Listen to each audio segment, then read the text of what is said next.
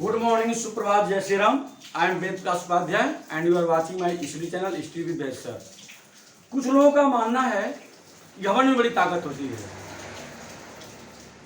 कुछ लोगों का मानना है कि अभिमान में, घमंड में बड़ी ताकत होती है, लेकिन मेरा ये मानना है कि अभिमान इतना ताकतवर होता है कि एक इंसान को शैतान बनाता है। भगवान को क्या करता है? फरिश्ता को भी क्या करता है? शैतान बना देता है। लेकिन नम्रता भी उससे कम शक्तिशाली नहीं है, क्योंकि नम्रता एक साधारण आदमी को फरिश्ता बना देती है, भगवान बना देती है। इसी का मतलब बी पोलाइट, नम्र रहिए, विनम्र बनिए। और हमारे वहाँ तो एक परंपरा है, कहा जाता है विद्या ददाति विनयम विनयाद याति पात्रताम। विद्या विनय से आती है। अगर पढ़ना है, सीखना है, कुछ आगे बढ़ना है, तो इसके लिए हमें झुकना पड़ेगा।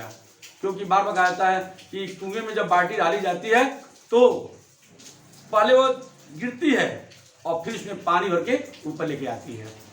ठीक है, आज हम आपको बताएंगे यदि वाक्य में क्रिया के बाद ही तो, ध्यान देंगे, यदि वाक्य में क्रिया के बाद ही तो आए और वाक्य में कार्य पर जोर दिया जाए। ध्यान देंगे, यदि वाक्य में क्रिया के बाद ही तो आए और वाक्य में कार्य पर जोर दिया जाए तो ऐसे वाक्यों का अनुवाद बनाते समय सबसे पहले हम सब्जेक्ट को लिखते हैं, फिर डू डज डिड इसी में हेल्पिंग वर्ब का प्रयोग करते हैं और फिर वर्ब की फर्स्ट फॉर्म आती है। जैसे फॉर एग्जाम्पल, मैं पढ़ता ही तो हूं। देखिए, क्रिया के बाद ही तो, मैं पढ़ता ही तो हूं, वह गाती ही तो है, तुम खेलते ही तो हो,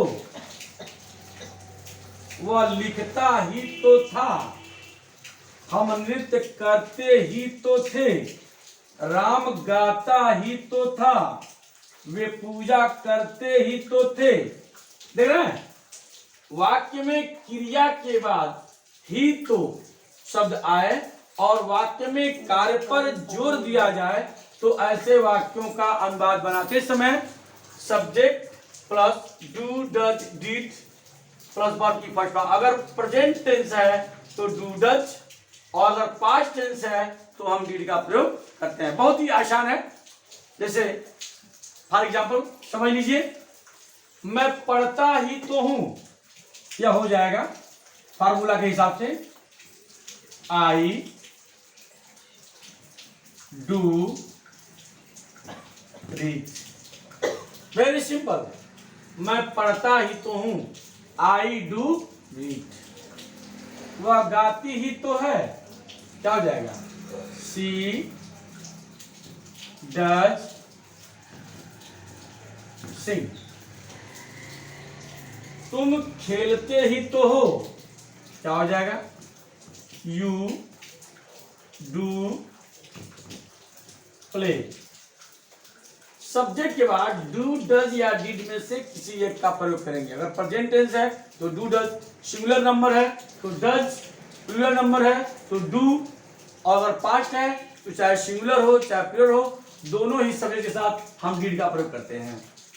वह लिखता ही तो था, देखिए पास्ट हो गया, वह लिखता ही तो था, ये हो जाएगा ही डिड राइट। हम नृत्य करते ही तो थे, वी डिड डांस। राम गाता ही तो था, राम डिड सिंग। वे पूजा करते ही तो थे, दे डिड वर्शिप। बहुत ही आसान है। यदि वाक्य में क्रिया के बाद ही तो शब्द आए और वाक्य में कार्य पर जोर दिया जाए तो ऐसे वाक्यों का अनुवाद हम इस फार्मूला से बनाते हैं। सब्जेक्ट के बाद डू, डज, डिड में से किसी एक का प्रयोग करते हैं और उसके बाद वर्ब की फर्स्ट फॉर्म आती है।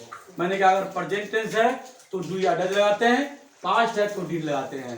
प्रेजेंट में अगर सिंगुलर सब्जेक्ट है तो डज लगाएंगे, अगर प्लूरल है तो डू लगाएंगे, और पास्ट में चाहे सब्जेक्ट सिंगुलर हो या प्लूरल हो सब के साथ डिड लगाते हैं और वर्ब की फर्स्ट फॉर्म का प्रयोग करते हैं। Thanks for watching.